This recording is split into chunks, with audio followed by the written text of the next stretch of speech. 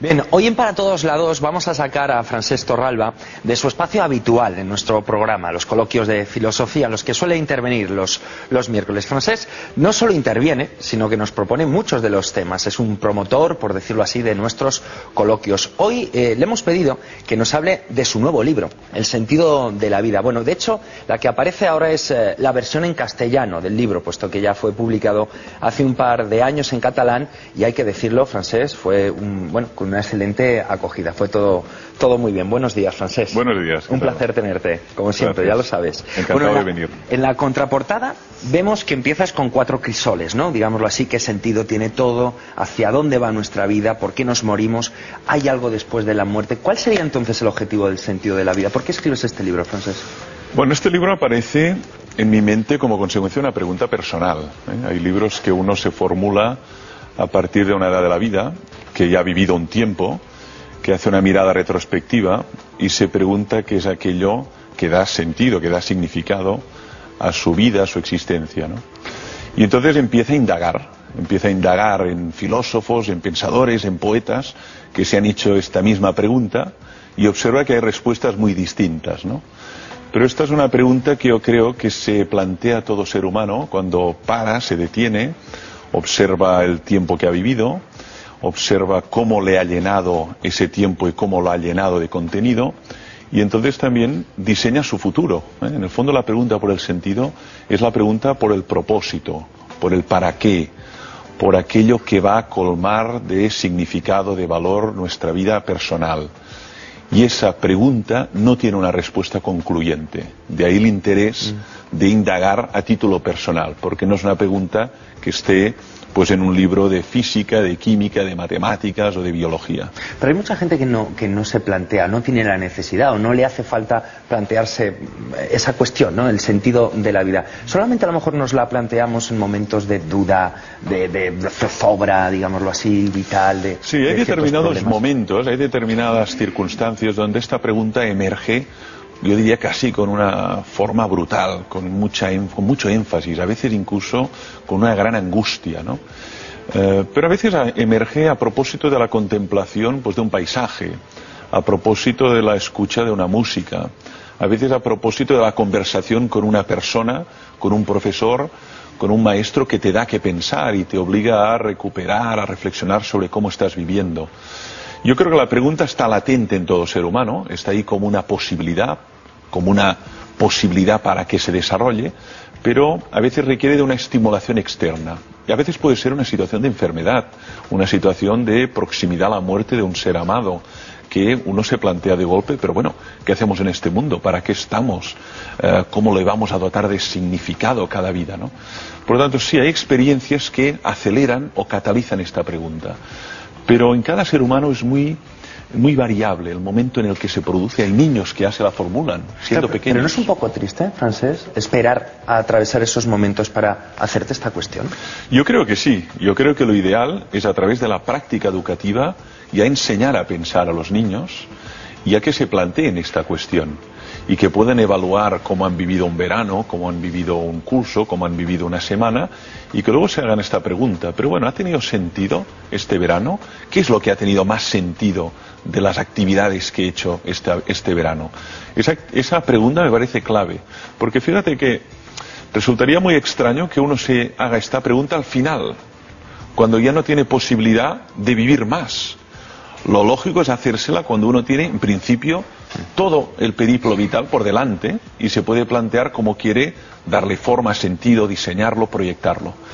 O a la mitad de la vida. A la mitad de la vida esta pregunta también emerge, pero lo extraño es hacérsela al final, cuando uno ya tiene más posibilidad de vivir.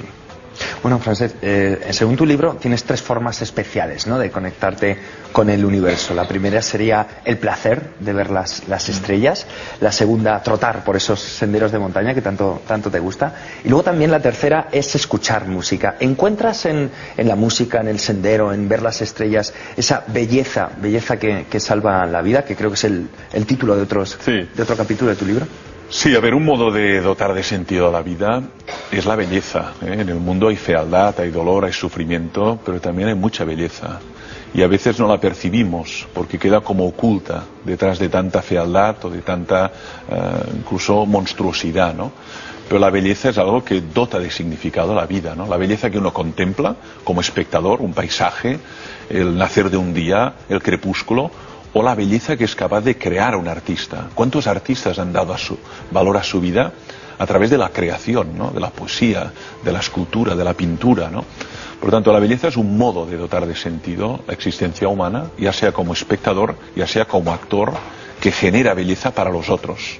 En otro de los capítulos de tu libro, titulado Dar la vida, ofrecer la posibilidad de ser, te haces un poco cómplice, ¿no? de la idea de que nada tenemos excepto aquello que podemos dar. Sí, y además solo lo que damos es lo que queda de nosotros. Imagínate un profesor que sepa muchas cosas, ¿no? Pero que no da nada de lo que sabe. Pues eso que tenía dentro de él se queda con él y con él se va a la tumba. En cambio, aquel que tiene capacidad para hacer reír o para hacer pensar o para curar, eso que da a los otros es el recuerdo que quedará de él en las generaciones posteriores, ¿no? Por ejemplo, mi abuela ya hace mucho tiempo que murió, ¿no? Pero esos consejos que me dio, esas bromas que me hizo, esas ideas que me transmitió, pues son lo que me queda de ella, ¿eh? Lo que damos es el rastro que dejamos en la historia. Lo que nos quedamos para nosotros herméticamente simplemente desaparece, ¿eh? Caemos en el olvido. Por lo tanto, un modo de dar sentido a la vida es dar lo mejor de uno mismo. Y eso requiere un autoanálisis. ¿Para qué estoy hecho? ¿Qué puedo dar? Hay quien sabe hacer reír, fantástico. Hay quien sabe dar poesía, fantástico. Hay quien sabe dar cobijo o consuelo, fantástico. Pero no cabe duda de que un modo de dar sentido a la vida es dar lo mejor de uno mismo a los otros. ¿Y por qué crees entonces que hay gente que tiene miedo a abrirse o a dar todo lo que tienen? No terminan de darlo. Bueno, a veces hay inseguridad, a veces uno no ha sometido a un autoanálisis, qué es aquello que realmente puede dar. A veces la educación tampoco ha ayudado a la persona a este trabajo de autoconocimiento, de ver cuáles son las capacidades. Y luego también hay una dimensión de riesgo, es decir, dar lo que uno piensa, dar lo que uno sabe, dar lo que uno es capaz de crear, a veces genera una situación de perplejidad. ¿Seré aceptado? ¿No seré aceptado? ¿Me van a criticar? ¿Tendré respuesta positiva? Es decir, requiere una cierta audacia dar lo que uno es a los otros. Pensemos en un artista que da una idea muy original. Muchas veces lo que recibe es crítica.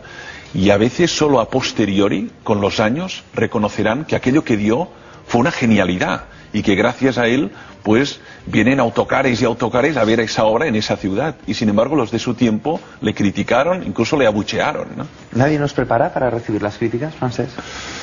Bueno, no mucho, ¿eh? La verdad es que no mucho. Resulta difícil asumir las críticas. Luego hay críticas de distintos tipos, ¿no? Pero la crítica inteligente siempre es una ocasión para mejorar, ¿eh? Hay el criticón, aquello que decía ya Baltasar Gracián, ¿no? Que se va especialmente a herir, ¿no? Pero la crítica inteligente hay que ser receptiva porque nos ayuda a hacer mejor lo que hacemos y a dar mejor eso que tenemos y que podemos dar a los otros, ¿no? Y de todo ello, Francesc, salen, digámoslo así, dos ideas, ¿no? Según tú, el sentido del compromiso por un lado y los vínculos por otro. Explícanos, sí, por favor. Las dos cosas, en efecto, ¿no? Yo creo que cuando uno se para y contempla, bueno, ¿qué es lo que da sentido a la vida? Pues de entrada los vínculos, tener una buena amistad, ¿eh? Tener vínculos de calidad, donde sea posible exponer eso que uno siente, eso que uno piensa, ¿no? Esos vínculos que te acompañan a lo largo de todo el itinerario. De hecho, Aristóteles dice, si vive solo, un ser humano o es Dios o es una bestia, ¿eh? Porque lo propio del ser humano es generar vínculos, comunidades, y eso da sentido a la vida humana. Y luego el compromiso. Claro, nosotros estamos una temporada en este mundo. Hay quien está más, menos, pero todos tenemos el tiempo fijado. Lo que pasa es que lo desconocemos al nacer, ¿eh? Hay quien vive 100 años, 105, y hay quien vive 2 horas. Pero no cabe duda que el compromiso es un modo de dejar un mundo mejor que el que encontramos, ¿no? Uno se compromete con la educación, o con un determinado grupo vulnerable, o con una determinada situación donde hay unas vías de desarrollo muy precarias. El compromiso es un modo de dejar un mundo mejor, y eso da sentido.